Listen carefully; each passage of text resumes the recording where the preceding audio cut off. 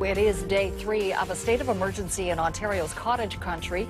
Floodwaters are sweeping through communities north of Toronto. One of the hardest hit is Huntsville, where some people have had to leave their homes. Dozens of roads have been washed out, isolating over 500 properties in Bracebridge alone. Drive an hour east or an hour north, same problem. Like feel the damage is obvious. Sandbags did little to keep back the floodwaters. There's so much water, pumps almost seem pointless. They were leveling off at a level that is extremely high, much higher than we've ever seen in history. And now the floods along the Mississippi and other Midwest rivers, creeks, and streams.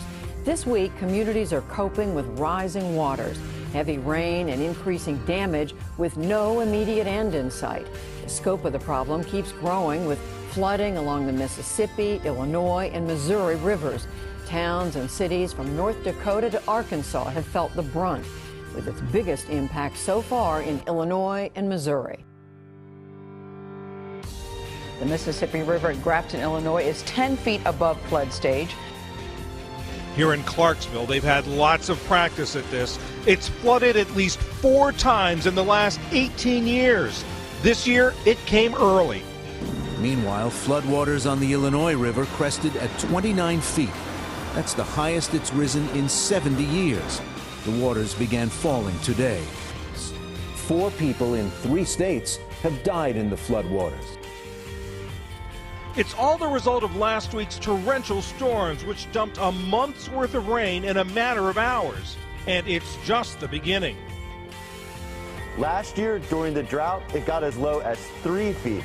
Incredible change from 3 feet to 35 feet in less than a year. Just shocking to see how fast it can change.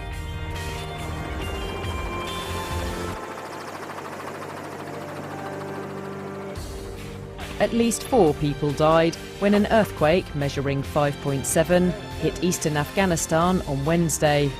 Officials say rain had weakened the traditional mud brick buildings, causing hundreds of homes to collapse. Scores of the injured are being treated at this hospital in Jalalabad. The earthquake was felt as far away as the Indian capital, New Delhi, the latest in a string of tremors to shake Asia this month. Have a look at this. Draw closer to your TV set because we're going to show you a fascinating look at Saturn from an unlikely source. A television news helicopter captured images of the planet complete with its rings while flying over Philadelphia. Now, to the naked eye, it's just a little speck. You see that little speck right there? All right, now watch what Chopper 6 can do. This is amazing. I knew we could zoom in, but it can zoom in enough, yet that is a picture of Saturn. One of the last things you would think you would see out of a helicopter window, right, is the planet Saturn. Look out below. Officials from the Peabody Museum have confirmed that a meteorite did slam into a home in Wolcott, leaving one family there to just pick up all the pieces.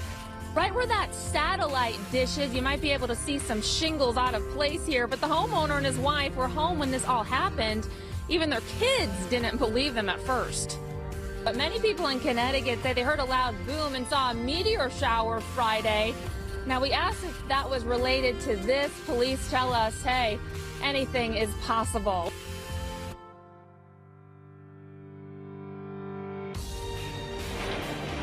A dangerous hailstorm battered parts of Oklahoma, shutting down major highways and leaving a lot of folks without power last night.